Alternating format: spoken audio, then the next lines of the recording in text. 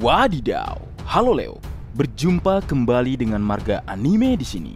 One Piece chapter 1126 kembali hadir bersama kita semua dengan judul chapter Kompensasi. Baik, tanpa berlama-lama lagi, mari kita lanjut berlayar. Dimulai dengan menampilkan lanjutan cover story Perjalanan Yamato volume ke-14 dengan judul Gadis Toko Soba memberitahu Yamato bahwa rekan kerjanya telah menghilang. Cover story ini menceritakan Yamato sedang makan soba di salah satu toko di Kuri, di mana sebelumnya kita telah melihat kastil Kozuki Oden yang dihancurkan oleh Kaido telah dibangun kembali. Tampaknya rintangan pertama Yamato dalam perjalanannya mengelilingi Wano Kuni akan dimulai di desa Kuri. Menarik ditunggu. Kemudian cerita One Piece chapter 1126 dimulai di atas kapal Elbap, memperlihatkan Oimo dan Kasi sedang bercerita kepada Luffy dan yang lainnya mengenai apa yang mereka lakukan setelah insiden Water 7 2 tahun yang lalu.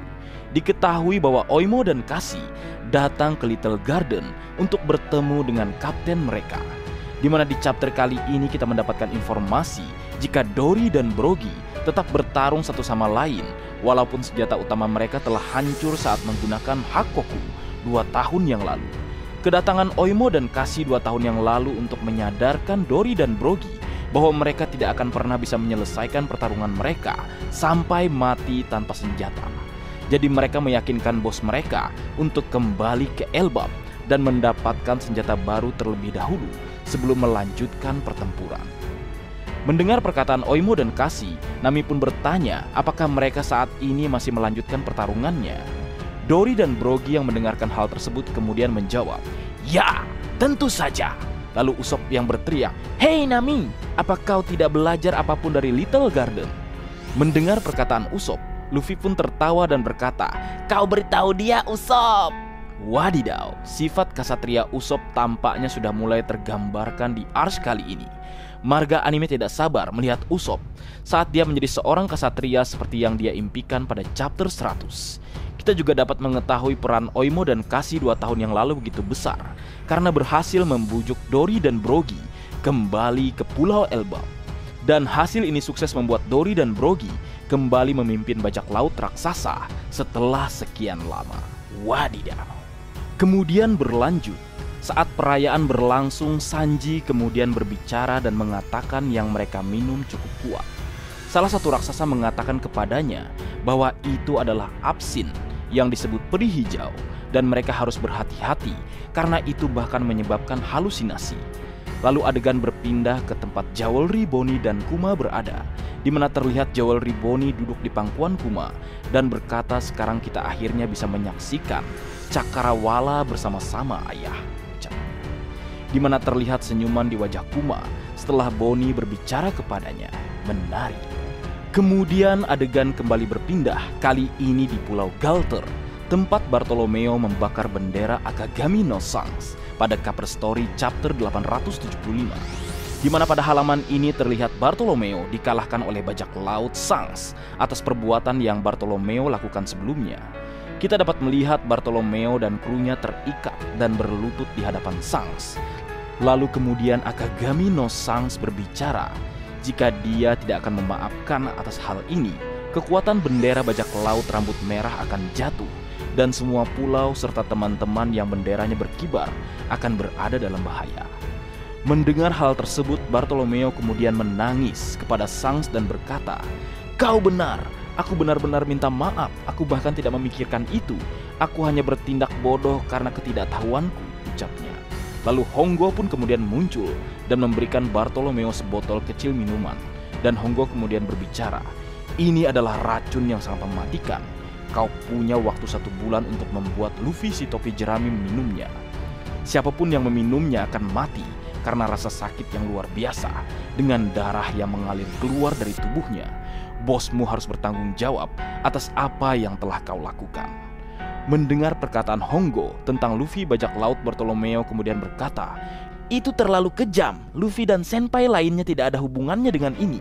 Lalu dalam panel yang sangat luar biasa, Bartolomeo kemudian mengambil botol racun dengan mulutnya dan kemudian meminumnya sendiri.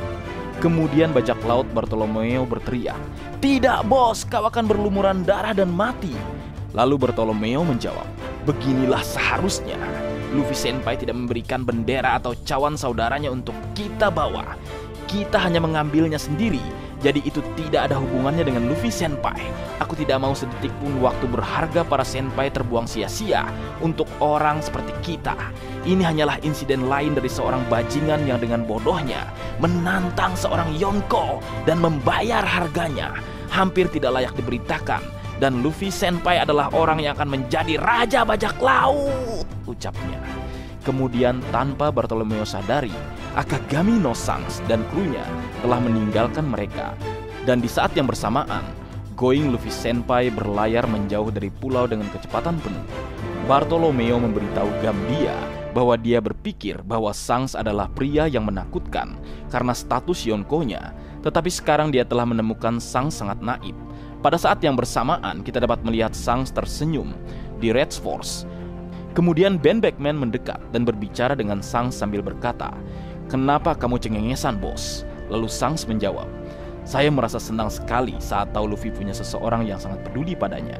Kemudian Yasop muncul di belakang Shanks dan Beckman dan mengarahkan senapannya ke Going Luffy Senpai. Lalu Yasop berkata, "Baiklah bos, minggirlah, bisnis adalah bisnis." Kemudian Yasop menembak dan menghancurkan kapal Bartolomeo dalam ledakan yang sangat besar. Kita dapat melihat kapal Going Luffy Senpai hancur dan patung kepala Luffy tenggelam di lautan. Kemudian narator berkata, di dekat pantai Pulau Gartel, kapal bajak laut Bartolomeo tenggelam. Nasib mereka tidak diketahui. Panel yang sangat menakjubkan. Marga anime tidak bisa berkata-kata melihatnya. Betapa berbahayanya kru dari bajak laut Yonko Akagami no Shanks. Walaupun di chapter ini kita dapat melihat Shanks mengagumi kesetiaan Bartolomeo kepada Luffy, tapi tindakan yang diambil Yasop sangat luar biasa. Ini memperjelas perkataan Shanks sejak awal, jika seseorang mengusik bajak laut Akagami, orang tersebut akan mendapatkan konsekuensi atas perbuatannya. Kita dapat melihat sebelumnya, bajak laut Eustace Captain Kidd juga pernah mencoba menantang bajak laut Shanks. Kemudian Ben Beckman tidak segan-segan memotong lengan Kidd. Dan sekarang, setelah Bartolomeo membakar bendera bajak laut Akagami no Shanks, membuat Yasop juga tidak segan-segan melenyapkan bajak laut Bartolomeo. Di sini dapat disimpulkan jika kesetiaan tersebut tidak hanya dimiliki oleh Bartolomeo saja, melainkan orang-orang di bajak laut Akagami juga memiliki kesetiaan yang harus dia jaga. Sungguh luar biasa. Kemudian adegan berpindah ke Hachinosu atau Pulau Bajak Laut atau Beehive, memperlihatkan bajak laut Kurohige telah kembali dari Winter Island dan berkumpul dalam pertemuan nakama. Kita dapat melihat Kurohige marah kepada Avalo Vizaro karena kegagalan dirinya membiarkan Koby dan Moria melarikan diri. Tapi di sisi lain, Marshal D. Teach alias Kurohige tampak senang karena Monkey D. Garp berhasil dikalahkan oleh Kuzan. Lalu Teach berbicara kepada Kuzan, "Zeh, hahaha. Wah, bukankah itu menakjubkan? Kerja bagus Kuzan. Aku tidak bisa memikirkan orang lain yang bisa mengalahkannya." Lalu Kuzan menjawab, "Tepatnya aku bermaksud untuk membunuhnya, tapi dia selamat. Ya, butuh sebagian besar dari kita untuk bisa mendekatinya." Di mana saat pembicaraan sedang berlangsung, kita dapat melihat Monkey D. Garp dengan tubuh penuh perban diikat dengan banyaknya rantai di sel yang gelap. Kita juga dapat melihat Charlotte Pudding ada di pertemuan tersebut dan dipaksa duduk di sebelah Kurohige, di mana Kurohige mengatakan momen ini adalah kemenangan mereka karena mereka juga berhasil mendapatkan gadis bermata tiga. Lalu kemudian Kurohige pun menghubungi Laffite yang saat ini berada di markas besar pengiriman perusahaan angkatan laut UMIT. UMIT adalah salah satu kaisar dunia bawah dan salah satu tamu di pesta teh Big Mom. Di sana Laffite mengamati pergerakan tentara revolusioner untuk memotong pasukan ke Marizoa. Kita dapat melihat beberapa kapal terbakar di pelabuhan. Lalu Kurohige kemudian berbicara, "Jangan biarkan semua kesenangan itu membuatmu lupa tentang persiapan." Lalu Laufey kemudian menjawab, "Serahkan padaku." Dan di saat yang bersamaan, Karibu, Katarina Devon, dan Van Augur kembali ke Hachinosu, dan Avalofi Zaro meraih kapal mereka dan membawa mereka ke tempat pertemuan. Wadidaw, persiapan bajak laut Kurohige begitu mencengangkan. Leo, pada chapter ini kita dapat melihat banyak informasi menarik hasil dari pertemuan Kurohige dan bawahannya, di mana diketahui bahwa Moria berhasil kabur saat kedatangan Garp ke Hachinosu, dan ini memperjelas dugaan kita selama ini jika Moria berkemungkinan akan bergabung dengan Crossguild setelah dirinya berhasil kabur dari Hachinosu. Lalu tertangkapnya Monkey D. Garp menguatkan peluang Kurohige untuk menjadikan Hachinosu sebagai negara atau wilayah yang diakui oleh pemerintah dunia. Marga anime sangat menanti pergerakan Kurohige selanjutnya, karena tampaknya Kurohige telah menyiapkan rencana yang sangat matang sejak jauh-jauh hari, ditambah dengan kedatangan dari Karibu di Hachinosu, membuat rencana Kurohige akan menjadi sempurna. Marga anime sangat yakin jika di chapter depan kita akan melihat Marshal Ditich bergerak untuk mendapatkan senjata kuno setelah mendapatkan informasi dari Karibu. Wadidaw, menarik untuk ditunggu. Dan bagaimana pendapatmu, Leo? Lalu kemudian adegan kembali berpindah ke kapal Elbap, di mana narator berbicara sudah 2 hari sejak mereka meninggalkan Egghead, dan ada alasan mengapa mereka masih belum tiba di Elbap meskipun ditemani oleh Eirik Agung, kapal bajak laut raksasa. Di mana di chapter ini terungkap jika semua orang terbangun dari tidur mereka dan tiba-tiba mereka menyadari jika Tausan Sani dengan Luffy, Roronoa Zoro, Nami, Usopp, Sanji, dan Chopper tiba-tiba menghilang, membuat semua orang yang masih berada di kapal Elbap, para raksasa, Jinbe, Franky, Nico Robin, Lilith, Jawel Riboni, dan Brook terkejut dengan hal tersebut. Lalu Dory dan Brogy berbicara jika kita harus menemukan mereka, kita tidak bisa kembali ke Elbap seperti ini. Nico Robin kemudian juga berbicara dan berkata, mungkin mereka dihancurkan berkeping-keping oleh seekor ikan. Mendengar perkataan Nico Robin, Franky sedikit kesal dan berkata, "Hentikan itu, ikan-ikan di sekitar sini sangat besar. Itu mungkin benar. Kemana kau pergi, Luffy?" ucapnya. Kemudian adegan secara tiba-tiba berpindah ke halaman terakhir chapter kali ini, memperlihatkan Nami mendengar seseorang menyuruhnya atau memintanya untuk bangun.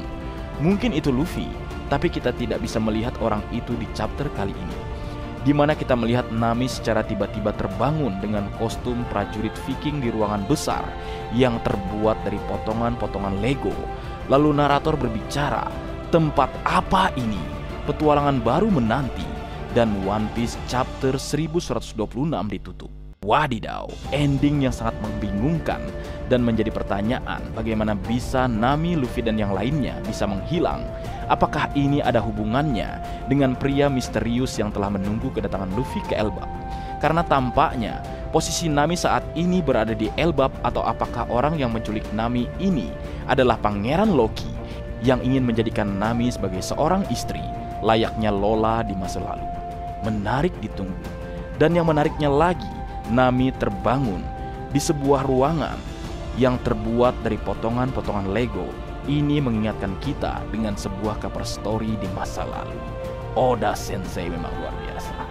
Kabar terakhir, minggu depan tidak libur. Mantap, baik. Mungkin segitu dulu yang bisa aku bagi bersama kalian, Leo. Semoga kalian terhibur dengan apa yang aku buat dalam kesempatan kali ini. Terakhir, jika ada kesalahan dalam pengucapan atau hal yang menurut kalian kurang pas atau kurang tepat, Marga Anime memohon maaf yang sebesar-besar. Sekian.